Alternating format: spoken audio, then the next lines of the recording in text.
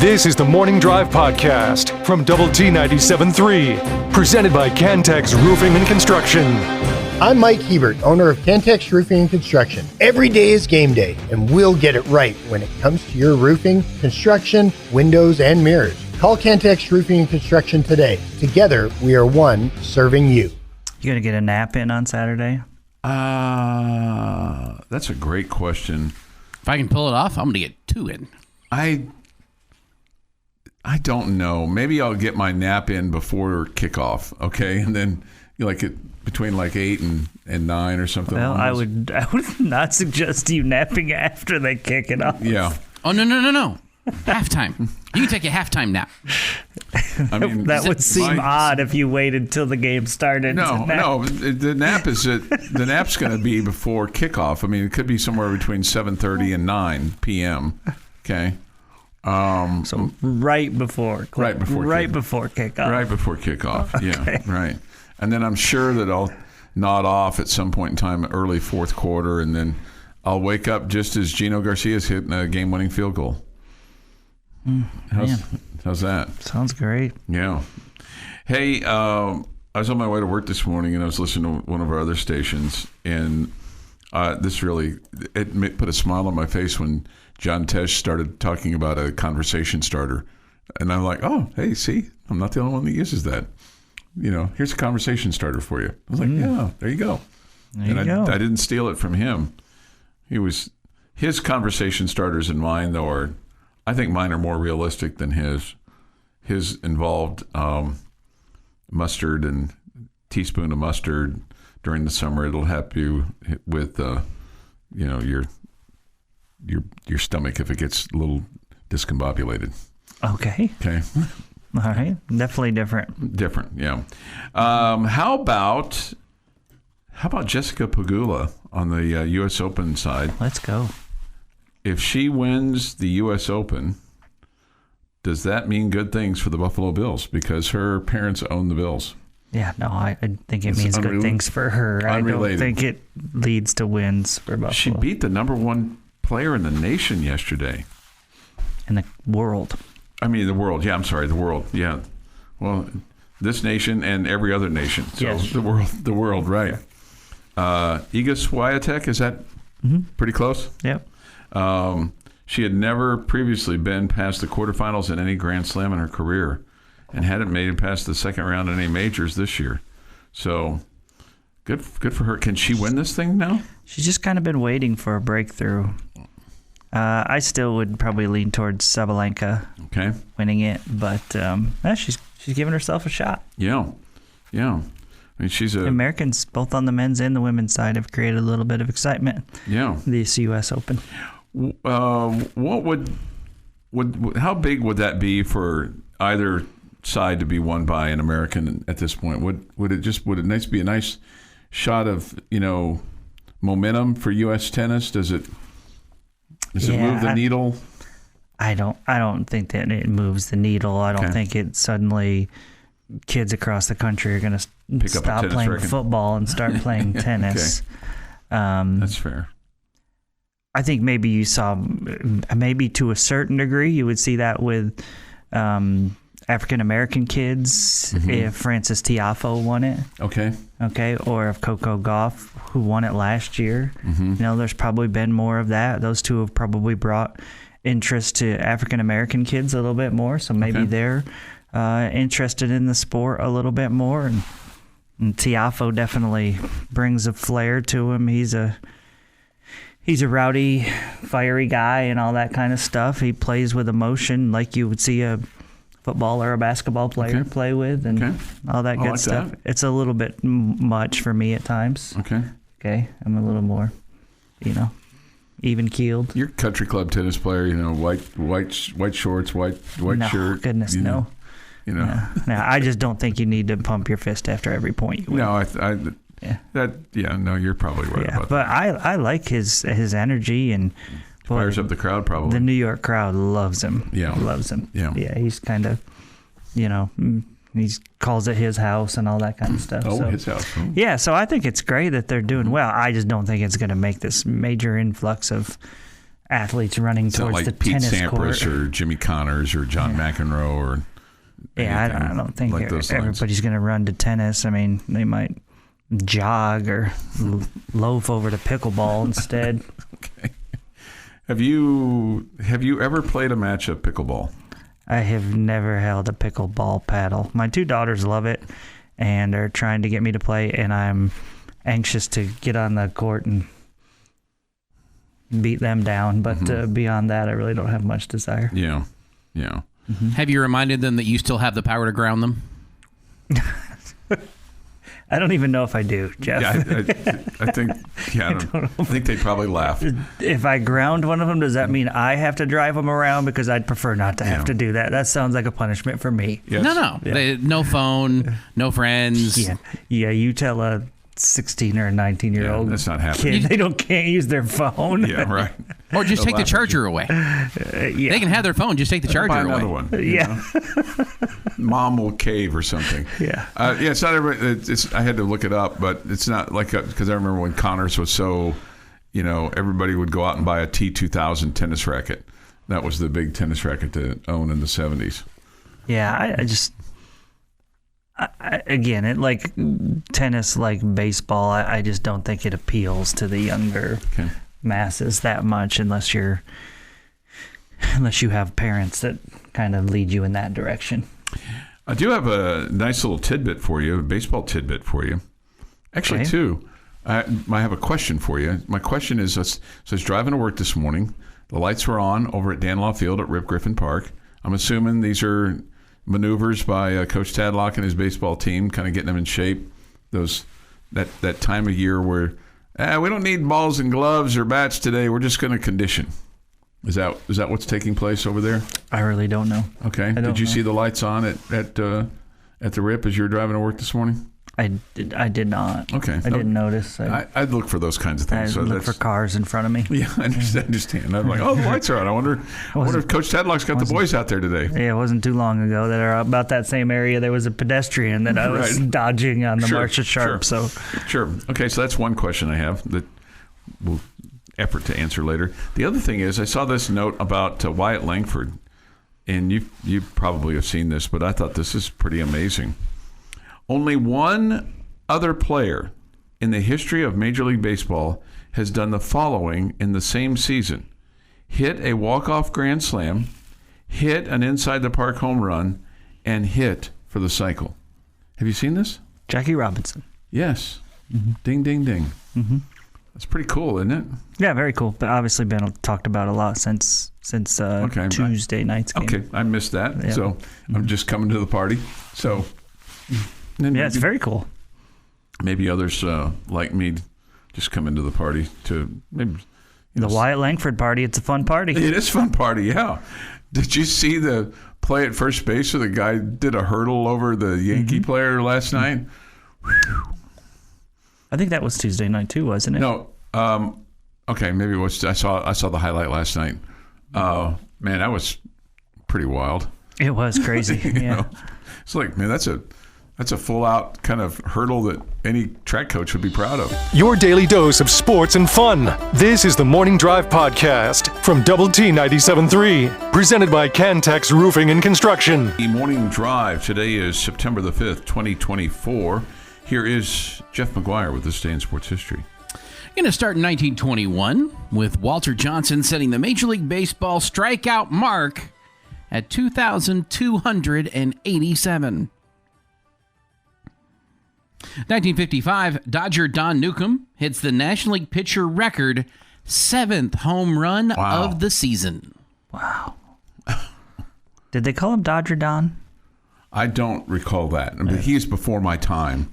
The thing I remember about Don Newcomb more than anything else is, I mean, it's well publicized. He had a drinking problem, and then his drinking problem led to helping other players with that and becoming somewhat of a counselor and establishing That's cool. a foundation and things like that. He had, he's a great pitcher, had a rough stretch, and then, tried to kind of help others through those times. Mm-hmm.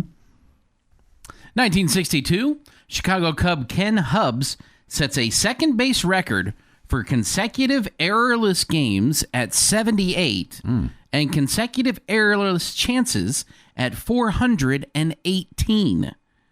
He would actually then error in the fourth inning.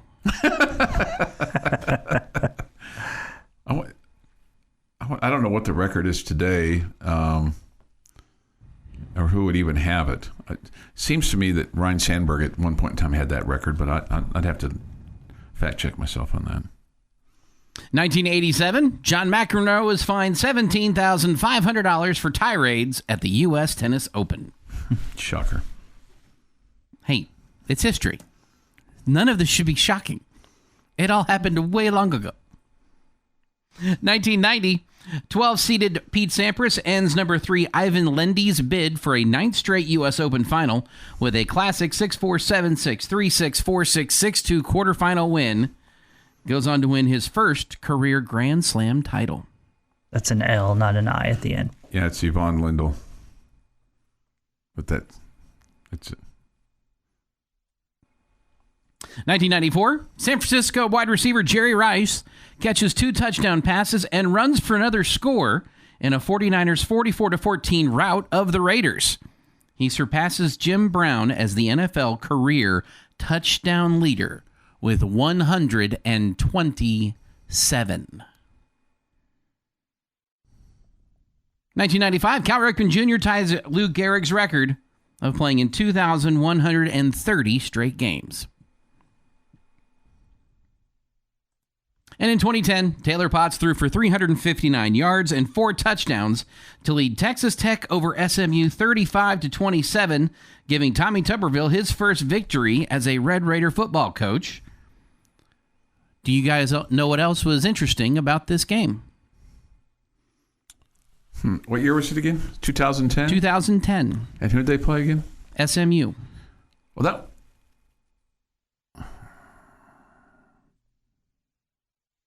SMU. I don't. That was Taylor Potts, you said? Taylor Potts.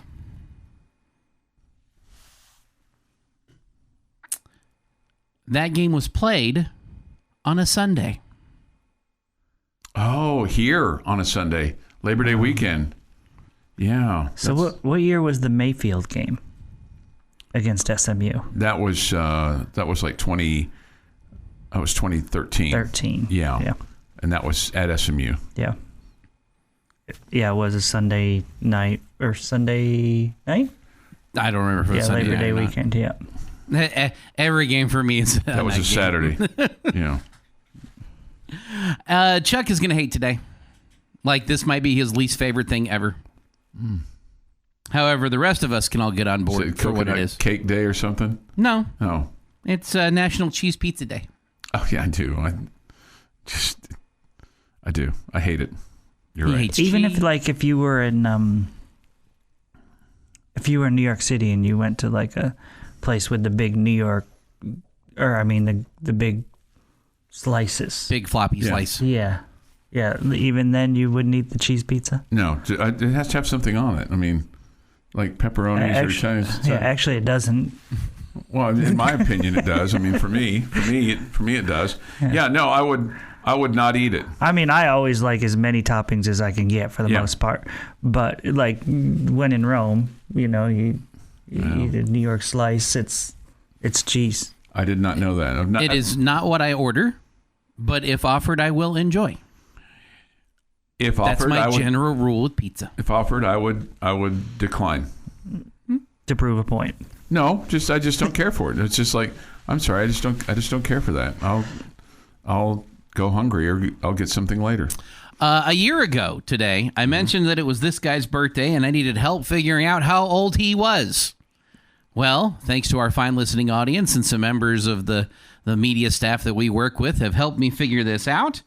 Happy 50th birthday, Texas Tech men's golf coach Greg Sands. Cannot believe he's 50. I thought our big mystery was Wes Kitley on. No, we got him. Greg Sands. There's several on the list that I'm efforting the years for. But I mentioned that it's Greg Sands' birthday. I have no idea how old he is. You could tell me he's anywhere from 35 to 60, and I'd believe all of them for as long as he's been. Did you think he was younger, Jamie? I would have thought Coach Sands was younger, yes. Okay. Well, people probably look at you and go, I didn't realize Jamie was 50. I mean, Jamie looks younger. That's just because they listen to me on the radio and I don't seem very mature.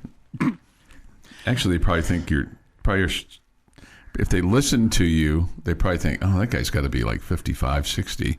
If they look at you, oh, that guy's got to be 40 to 45.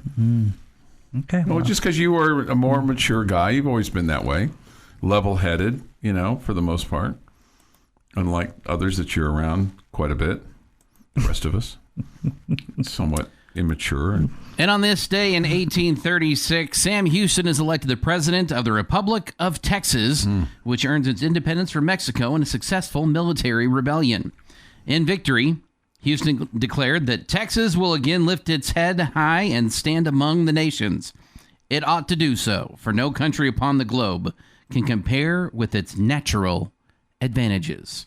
Houston would serve as the Republic's president until 38, and then again from 41 to 44. Despite plans for retirement, he helped Texas win admission to the United States in 45 and was elected as one of the state's first 2 senators. He served 3 terms in the Senate and ran successfully for the Texas governorship in 1859. Wow. And that is this day in sports history. This day in sports history. Jay asked this question. Jeff, you may know the answer to this, and Jamie. Has Coach Sands been at Texas Tech since the year 2000? I think so. He's the second longest tenured coach at Tech. I think it's crazy behind because Kitley. That would mean that he was like 26 years old when he got this job. It's pretty close. Yeah. Yeah. That's and he's clearly had tremendous success. No question. Clearly. And a very passionate basketball fan. Okay. Yeah. He'll get after a referee. I've heard him do it. Yeah, last year was his 23rd, 24, so this is his 24th season. Yeah, that's stunning when you think about it. That's stunning. The Morning Drive podcast from Double T 97.3 is presented by Cantex Roofing and Construction. 7:15 this morning here on the Morning Drive. Thank you for being with us today on Lubbock Sports Station, Double T 97.3. There's high school football in the city tonight, Jamie, as Lubbock High looks for their first win. They take on Big Spring tonight over at Lowry Field. Also this evening, among the games, Christ the King is at Amherst. Okay. Tomorrow, a full slate of high school games, and we'll have plenty for you on our stations here inside the compound at 6th and Avenue O. Look forward to that. Is there? You said you were looking forward to Liberty and Idalou, which will have that game for you on 93.1 Yes FM. That'll be the Liberty broadcast, and we'll have the Idalou broadcast on Sunny 97.7. I think the other game that I'm kind of curious about, but I think Lubbock Cooper's going to win handily. But they've always been good games between Cooper and Coronado. It seems like, But I think maybe the Friendship Memorial game might be the highlight game. Yeah, I don't know. I do think I would favor Cooper in the matchup with Coronado. Mm-hmm. They did get a win this week, last week, so that was good to start their season. But this will be a big test for them. Yeah, plus they got that long travel down there to Woodrow and all that stuff. Right, and we've documented that. Like when they play. I think they'll leave on Thursday. Lowry Field, yeah. Get a hotel. I don't know. Have you been on Woodrow Road lately? Good God Almighty! I have, and I don't seem to have the issues that you do. Well, I mean, to me. This is it's a 2-lane highway. I get it, right? One going each direction. Well, if you're swimming upstream, like at school time, okay. Okay, yeah, don't do that. I can imagine that being. And then the other challenge is like between Slide and Quaker. Well, I guess that was 1585. But anyway, there obviously you got construction work going on out there, and anytime you have construction work, it's short-term pain, long-term gain. With the exception of 19th Street, which is just stupid, because the state has just ruined 19th Street between I-27 and Avenue Q. You're an idiot if you go down that street. Keep in mind that started last year. I know. In September. I know. It's crazy. It has been I feel so bad for all those year. businesses that are along that street. I mean, man, it just feels terrible. And has there been any improvement? No, it's like it's just been torn up for a year. It's abandoned. I mean, literally, here's my understanding of this, and I may be completely wrong about this, but here's my understanding of this. My understanding of this is the construction company that's doing this is being paid by the state, and the state, for whatever reason, hasn't paid them. So they've moved on to the outer loop until they can get this kerfluffle worked out. Because there's no work being on it. It's just empty culverts is what it is, and torn up streets. Why is the state paying for it, not the city? Because it's a state road. 114. Yeah, it's a state highway there. Yeah. Let's see. The Woodrow Road issues are real. It takes forever to get anywhere if you go at the wrong time of day. Yeah. Yeah. I'm times I'm driving on it are on the weekends or evenings, and so I don't. I mean, it's you have to wait at stop sign there. Yeah. One point, which is a little bit. The patience for me is. Yeah, it's the patience issue for you is real. It is real. It is real. It is real. Speaking of ballparks, my daughter and I were in Boston last week and had the privilege of attending a Red Sox game at Fenway Park. Such a cool, historic ballpark. Yeah, I would love to go to a game there. Seminole versus Shallowater might be the best game in the South Plains on Friday night. Okay, all right. Okay. I'm not going to take your word for it. I'll just respect your opinion because you sound like you know what you're talking about, even though you may not. Other games in the Big 12 this weekend: Iowa State and Iowa. Can Iowa score? I mean, they scored 40-plus points last week, but they didn't have their coach. So now they'll have their coach back, and that'll probably get reduced. They'll be like, well, what are we doing here? We're throwing the ball all over the place, scoring 40 points. That's not Iowa football. We're the Big Ten, man. Smash it in between the tackles. And we don't have to worry about my kid scoring a bunch of points because we already fired him.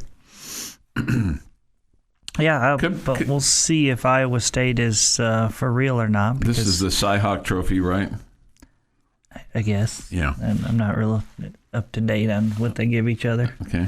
Yes, I also don't really care. Yeah, I knew that. I knew both of those things. But I am interested in the game. Mm-hmm. Okay, and this would be a nice win for the Big 12 Conference. I'll be rooting for Iowa State.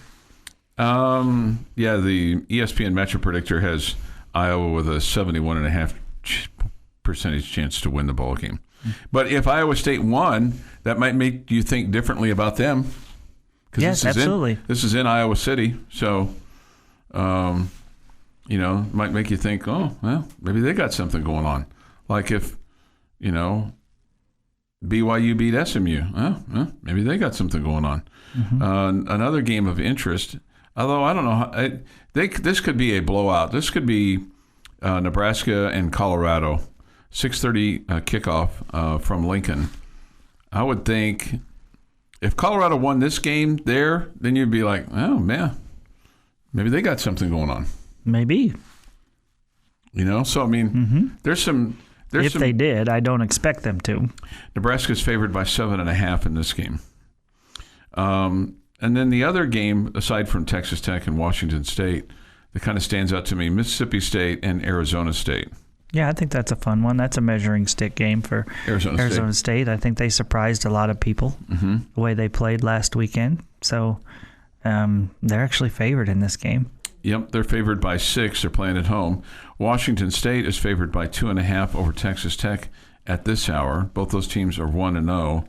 Of course, we know how Texas Tech looked last week, and as far as Washington State's concerned, I mean, you think the line's about right there in that one?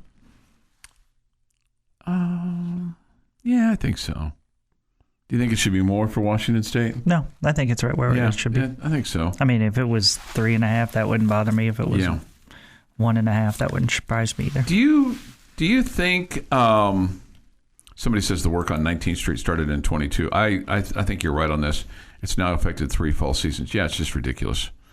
Do you think, based on how the Kickers kicked last weekend, that you go into another week where there's doubt, or do you think that's good, generally speaking, to have that pressure on both of them, because both of them, it was like, okay, checkmate, checkmate, checkmate, or maybe it's a tennis match that goes into, or a tennis game goes into, and you're playing deuce, and you one guy makes a good play, then another guy makes a good play, and it's even. Do you see it as even, or do you look at this and go, well, Geno kicked off a well. I mean, he made a 41-yard field goal, but then Reese, well, he made one under pressure. Maybe the pressure for both of them, and maybe that's a good thing, kind of keep them sharp. I guess so. I would prefer that one be, ahead of the pack and not feeling pressure.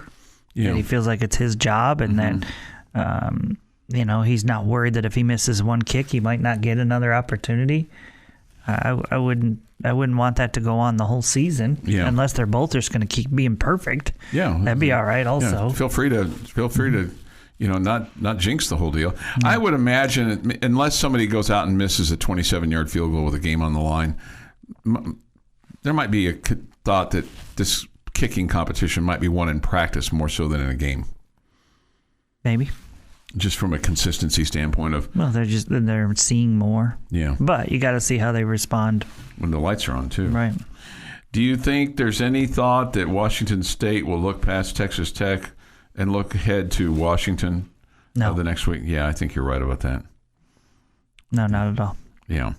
Do you think this is a Mike Leach factor, a Big 12 factor, a being snubbed factor? Being snubbed factor. All those things? Yeah, yeah. No, I don't think the Mike Leach thing is a factor. Okay. I think it's a being snubbed factor. Yeah, yeah. Being left out, a little chip on the old shoulder there. And the Apple Cup doesn't mean as much as it used to. I mean, game should be played at the end of the season, but they're not in the same conference anymore. I'm sure it still means a ton to them. I would think so. I would not say that it doesn't mean as much as it used to. It might mean more now. Okay. They're not in the same conference. Okay. And they got left behind by them. Yeah. There's probably nothing they would like more. They would probably we'll lose to Texas Tech if you guarantee we'll beat Washington. Ooh, they'd probably take that right now. The Morning Drive podcast from Double T 97.3 is presented by Cantex Roofing and Construction. Jamie's question of the day on Double T 97.3 is brought to you by Connecticut of West Texas. Okay, I got a two-parter for you today. I think one of the answers... And one of the questions, I should say, is pretty easy to answer. Okay. Because there are numerous answers. I think one of them was a little bit more difficult. Okay, I want you to... We're going to be positive and we're going to be negative today. Okay, good. I want you to tell me one player that performed better than you expected on Saturday for the Red Raiders and one player that underwhelmed from what you expected on Saturday. Is it fair to say the entire defense underwhelmed? I didn't feel fair to say that. I asked you for a player. I don't know that any one of them underwhelmed significantly more because you didn't get a pass rush. Your linebackers weren't as dominant as you thought they'd be. Your defensive backs left guys wide open. That's hard. I think that one is easy. I just think there's numerous answers there. I think that one's easy. Well, picking one. Okay. You may laugh at this in terms of the one that's, what was the question, stood out the most? Or the one that performed better than you thought he would, and one that underperformed compared to what you thought he would. I'm going to say Josh Kelly performed better than I thought he would. And the reason is that there have been times with this regime and many others where they have highlighted a player or a transfer or et cetera, et cetera, et cetera, and then you kind of unwrap the package and it's not what you thought it was going to be. In this case, week 1, 10 balls, 156 yards, had a touchdown, 55 yards after the catch, targeted 15 times, difference maker. Team played better with him playing well. He made his quarterback look good. Took pressure off the offense. So I'm going to say Josh Kelly for me, that played better than I thought he was going to play. I guess for me for the defense you could say disappointed in Harvey Dyson. I mean, 2 solo tackles, that's it. No pressure on the quarterback. Quincy Ledet, I don't know how many plays he got in, so I don't know how fair it is to pin that on him. So for all that they made about Harvey Dyson, and maybe the injuries affected his, maybe they double teamed him or whatever. I have no idea. I'm just going to say Harvey Dyson didn't stand out like I thought he was going to stand out.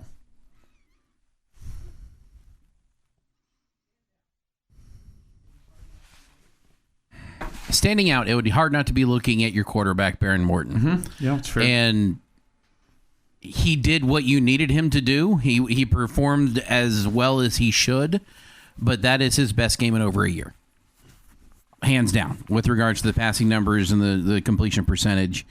It felt like, for the first time in over a year to me, that he had a grasp of the offense and that he was healthy. And both of those two things could be said one at a time over the last couple of seasons. So Baron Morton, on a positive side, I thought performed much better than I thought he would. Some of that is also, I didn't think he'd have to play as much as he did, but hey, we'll give credit where credit's due first. Ben Roberts, okay game, but I'm expecting more from him. I'm expecting him to be the returner for your linebacking core that's going to be making them a difference on your defense. And as much accolades as he got last year, 4 tackles, doesn't feel like that fits against Abilene Christian. See, I think there's a lot of answers to this. Did you like any of our answers? Yes. Okay. Yeah. Usually you're like quick on it if you liked it really. Yeah. Yeah. Okay, so first off, part of this to me is you have to, what are your expectations for somebody? Josh Kelly, I thought, was phenomenal. Mm-hmm. I have high expectations for him. That's fair. Mm-hmm. And so do I expect him to have 156 yards receiving every game? No. Mm-hmm. So I think it's fair to say that he was higher than your expectations for him. Mm-hmm. But I think he's going to be your go-to guy. I think he's going to be a stud. I think he's going to be all-conference caliber player. But I still think that's a good answer. You guys are going to think I'm crazy here. I'm picking one person. Over and under? Okay. The guy that I'm just going to tell you, I think Dre McCray is a great return man. I didn't think he was going to be that good. Mm-hmm. Right? Yep. And I'm really surprised that Dre McCray wasn't targeted once in the game on Saturday. So, I thought he would be this was going to be his second year here at Texas Tech. I thought he was going to take a step forward in the receiving game. And that is not to be negative to him. I mean, again, we've talked about this with Micah Hudson. The other guys are out there killing it. Yeah. You don't need to change. Couldn't get him on the field. Didn't need to get him on the field. Yeah. So I'm a little bit surprised that he wasn't used more in the passing game. So I really have one guy for both answers. Is that fair? Sure. Yeah, I think he's going to be a good return man, but I didn't expect him to just do that, to do what he did there. Other answers, I think Quincy Ledet. If you were looking at the defensive side of the things, I would probably go with Ledet.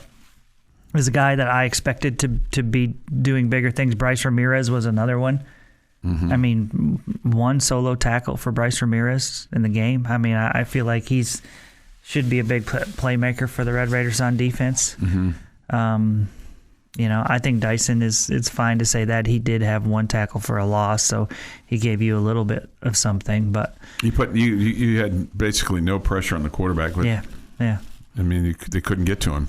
Mm-hmm. So and he got the ball out so fast too. Yeah, I feel like, and Jeff's right. Ben Roberts was okay, but you just have such high expectations for him.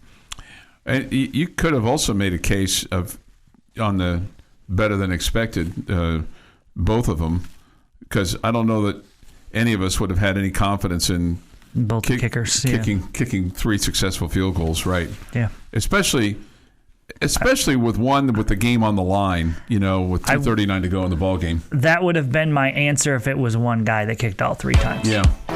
This is the Morning Drive podcast from Double T 97.3, presented by Cantex Roofing and Construction. I'm laughing because of the last text that we got from the Yates Flooring Center chat line. If our receiving group had performed badly, I could understand all the Hudson concerns. Okay, that's a sensible statement there. And then it's followed up with, loosen the pants, Grandma.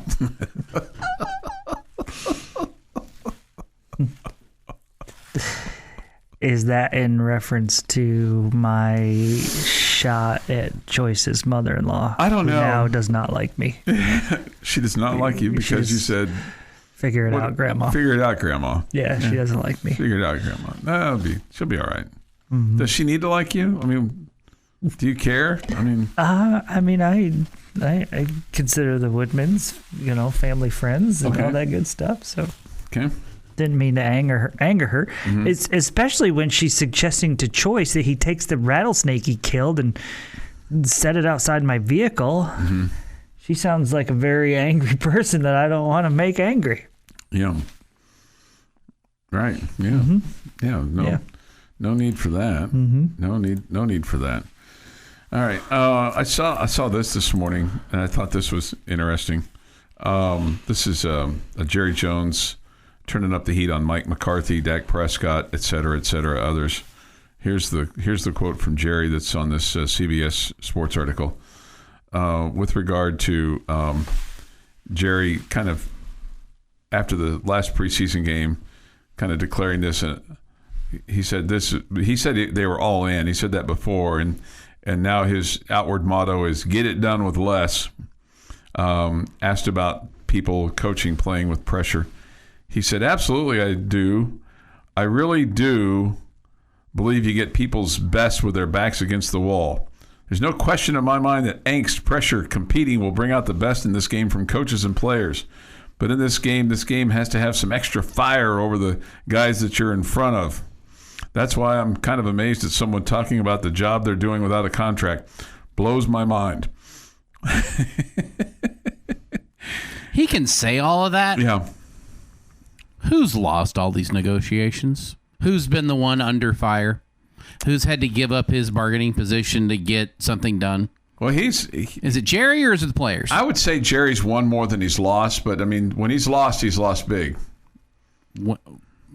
For the players, who has he won with? Oh, I'm just talking about just in general business, football decisions. General business, I'm no argument. Yeah. I'm not arguing that he's not a good businessman. With the players. I don't know. I'm sure but the two players that he's lost on are the three, Zeke, Dak, and now CeeDee Lamb. I mean, you can keep going on that list. Yeah. But name a player that he won with. Probably some nondescript player that he won, but it doesn't matter. He said, we all have Green Bay on our mind. We all have it on our mind, and we know until we get that addressed, then we're going to always have that bad taste on it. Man, he has not moved on from that. And Mike McCarthy said that basically some jobs are harder than others. Definitely aware of that. I just look at the increased public scrutiny because of Jones's comments. The hardest part about scrutiny is really, I would think every head coach would answer it this way. It's not really about standing up here in front of the cameras or in front of you wonderful people. It's really your families. That's the group that has to deal with it. For me, I just look at it as part of my job responsibility. Okay? Probably how I should answer that. But, hey, your family knows, man. I mean, they don't necessarily want to change dads, but, I mean, they probably know that's going to be tough. But the amenities that they get from their dad being in the National Football League are pretty high. Sometimes with the bitter comes the sweet. Sure. Mm-hmm. Life's tough, get a helmet, Mm-hmm. All those kinds of things. Let's see. We get this. He's not won a lot recently. No, he's not. He's not. Let's see. In the current college landscape, this is going back to the tech. If you aren't worried about Hudson's playing time, you're tone deaf. It's not about today. It's about the next few years. There are ways to get him in the game and not take away from the other players. It's more concerning, really, that he's not good enough to get on the field more than 3 snaps when it's not like we're loaded with studs at wide receiver. Well, I don't know. Looked pretty good to me on Saturday night. Yeah, I understand what the texter is trying to say there. And I would tell you, if we were 6 weeks into the season and we were seeing Micah Hudson the same amount of a factor that he is now, which is almost nothing, mm-hmm. then 1,000% I'm on board with being concerned that you're going to lose him to the transfer portal. I just feel like after 1 week, and again, the coaching staff said that he was behind.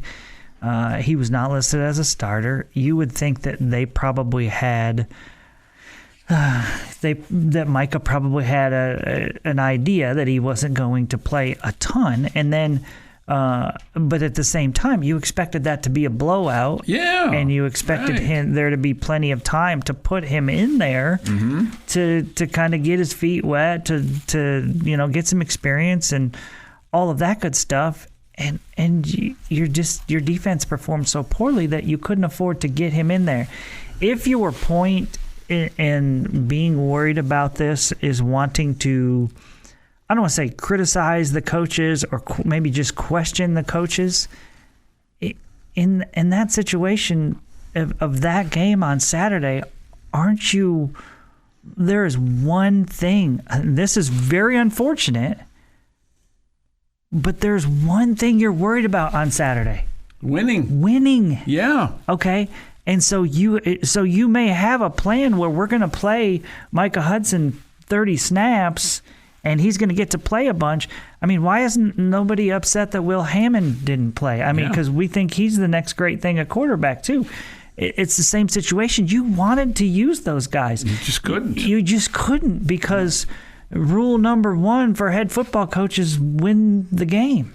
Mm-hmm. And because you were performing so poorly on defense and couldn't create any separation, and even your offense slowing it down some in the second half, you couldn't afford to, hey, let's get some young guys. Let's trot them out there and see what it looks like. Yeah, let's get some young guys in there so they can get some experience.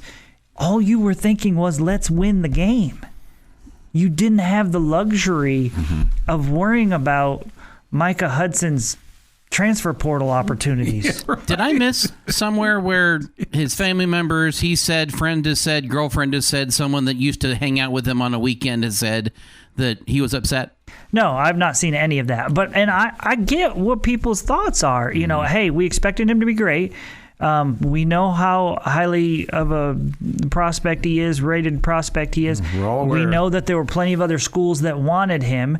And I understand people's concerns with, oh, man, if a guy gets upset with his coaching staff, he could be gone. I get all of that. That's all valid. I just think in this situation, our coaching staff had no choice but to play the guys. They were the best guys in this situation to win games. It doesn't mean that Micah's not going to come on. His athleticism and skill is going to take over for maybe other guys have a little bit more experience than him, but his skill set is going to overtake that. But I just think you have to wait a little bit here before you're. Yes, it was a shock to all of us that he wasn't a factor and that he only played 3 plays. Okay, it was a shock to all of us. But I think that don't be so worried about the portal yet. Again, if we're 6 or 8 weeks in and we're seeing nothing from him, and that's where I think you start thinking, oh, man, we could lose Micah Parsons to the portal. Micah Hudson to the portal. We might lose Micah Parsons to free agency. Yeah, we could lose Hudson to the portal. Yes, okay, but after week 1, I don't think you should be worried about that. I think you should be worried about the defense. I'm also not going to be worried until I hear his best friend's sister's nephew's boyfriend's girlfriends who knows this guy who hung up with Ferris on Friday night, saw him bust out in 31 flavors, says that Hudson is upset. No, that's nowhere being reported. Everybody has said that it's game 1 and they're getting ready for Washington State this week. Chuck, why not pump those brakes on how good those receivers are? Let's see how they do against better defense before you pass judgment. Okay, well, you know what? At least they didn't play like the defense, or we've been talking about an 0-1 loss here, 0-1 record. There are things to be concerned about, but right now, I don't think that's the main thing for your football team to be concerned about. Yeah, the wide receiver position, right, and/or Micah Hudson's targets. This has been the Morning Drive Podcast, presented by Cantex Roofing and Construction. Check out our library of Double T 97.3 podcasts at doublet97.3.com.